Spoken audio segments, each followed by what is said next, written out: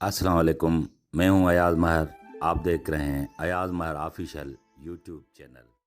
मोहतरम अजीज दोस्तों, आज हम आपको एक नाफरमान बेटे की कहानी सुनाएंगे। मोहतरम अजीज दोस्तों, आपको ये कहानी सुनाने का मकसद सिर्फ ये है कि आजकल जो हालात चल रहे हैं उनकी अक्कासी करना है। आप लोगों को वीडियो अच्छी लगे तो हमारे चैनल को सब्सक्राइब जरूर कीजिएगा। कहते हैं कि जुबैर की शादी हुई और बीवी से बहुत मोहब्बत थी। कुछ दिन तो बहुत अच्छे गुजरे, मगर अब बीवी की काम चोरी वाली तबीयत जाहिर हुई और वो उसके माँ बाप की खिदमत को बोझ समझ रही थी। कुछ अरसे के बाद जब उसको ये यकीन हो गया कि वो उससे बेइंतहा मोहब्बत करता है, तो उसने उसका फायदा उठाते हुए एक चाल चली कि नाराज नाराज सी रहने लगी। शोहर से बर्दाश्त न हुआ और पूछा, क्या बात है? कहने लगी कि मैं तुमसे उस वक्त ठीक रहूंगी जब तुम मुझे अलग घर लेके दो और तुम भी मेरे साथ रहो। मैं आपके साथ तो खुश रह सकती हूँ, मगर इन बूढ़ों की खिदमत करनी पड़ती है और ये मुझसे बर्दाश्त नहीं होता। जुबैर ने अपनी एहलिया की बात मान ली और बूढ़े माँ बाप को छोड़कर दूसरे शहर में रहने लगा।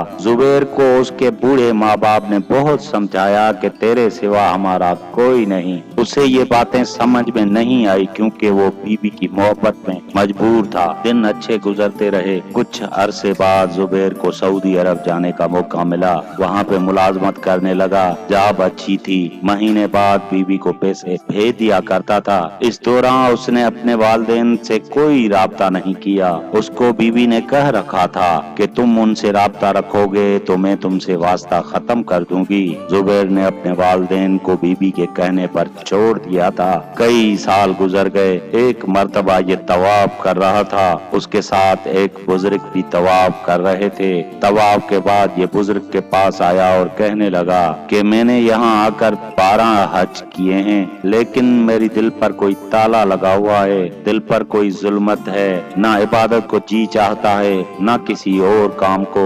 उस बुजुर्ग ने इससे पूछा कि तूने किसी का दिल तो नहीं दुखाया? तब उसको माँ बाप याद आए। कहने लगा, हाँ, मैं अपने बूढ़े माँ बाप को छोड़कर यहाँ आया हूँ और मैं समझा कि मेरे हज व उम्रा से सारे गुनाह धो जाएंगे। उस बुजुर्ग ने उसे कहा कि मजीद हज करने की जरूरत नहीं है और जाओ अपने माँ बाप से माफी मांगो। जुबैर कुछ दिनों के बाद अपने मुल्क वापस आया।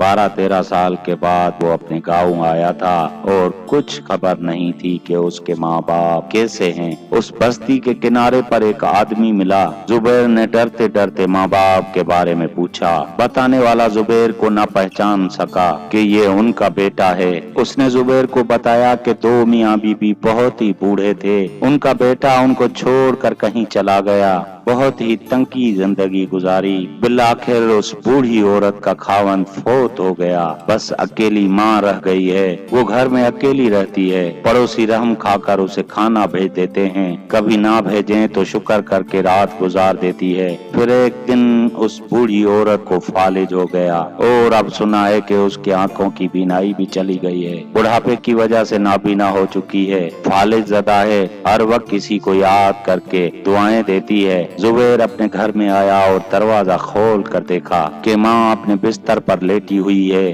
और हड्डियों का ढांचा बन चुकी है। जुबैर अब सोचने लगा कि उसने अपनी माँ को इस कदर सताया है कि वो इससे कहे कि जाओ दफा हो जाओ, मैं तुम्हें कभी माफ नहीं करती। लेकिन जब जुबैर के पाँव की आहट सुनी तो पूछने लगी कि कौन? उसने बताया कि मैं जुबैर हूँ, आपका बेटा। माँ के आंखों में आंसू आ गए और कहने लगी कि बेटा, तुमने बहुत इंतजार करवाया। मैं इस घर में अकेली मुसीबतों की मारी लेटी हूँ। दिल की आखिरी तमन्ना थी कि तुम आ जाते। बेटे, मैं तुम्हारी शक्ल तो नहीं दे सकती, तुम्हारी आवाज सुन सकती हूँ। बेटा, तुम्हारा चेहरा कहाँ है? मेरे करीब आओ और मुझे हाथ लगाने दो और मेरे सीने से लग जाओ। जुबैर ने अपनी माँ के ये अल्फाज सुने और ये रवाया देखा तो सुन सा हो गया और अहद किया कि मैं अपनी बकाया जिंदगी अपनी माँ की खिदमत में गुजारूंगा। जुबैर की ज़बान पर ये अल्फाज जारी थे कि अम्मा, मुझे माफ कर दो।